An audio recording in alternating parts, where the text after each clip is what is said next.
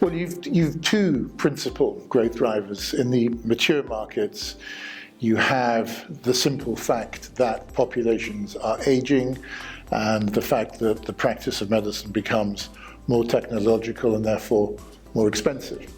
And in the emerging markets, you have those drivers plus you have catch-up. As people become wealthier, then they have the opportunity to afford healthcare.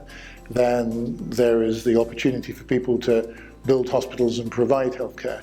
So increases in wealth will increase the amount of healthcare that's consumed.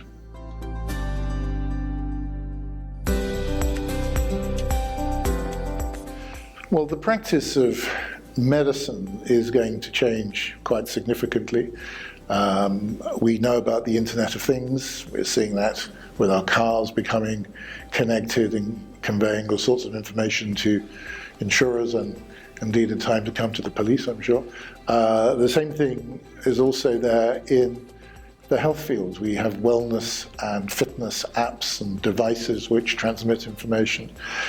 This is only a short step from full medical diagnostic equipment, and that started.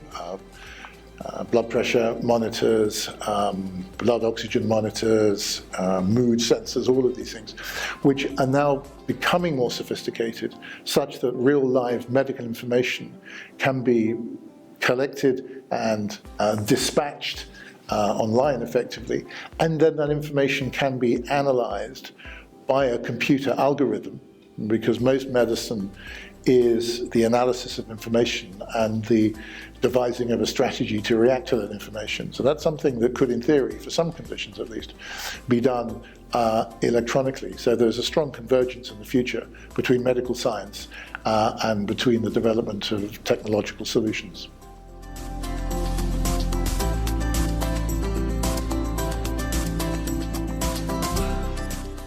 I genuinely think that this conference seems to be quite good at getting speakers who are interesting. I mean, I exclude myself from that, but speakers who are interesting and know what they're talking about, and also addressing subjects which are relevant to the moment in time. So the fact that this time we're talking a lot about digitalization and all of the things around that is fantastically relevant. There can be nobody who is actually in the business of delivering healthcare or in the business of financing healthcare that shouldn't be thinking about that constantly. So I think it's the quality of the speakers, and even more than that, it's the relevance of the topics.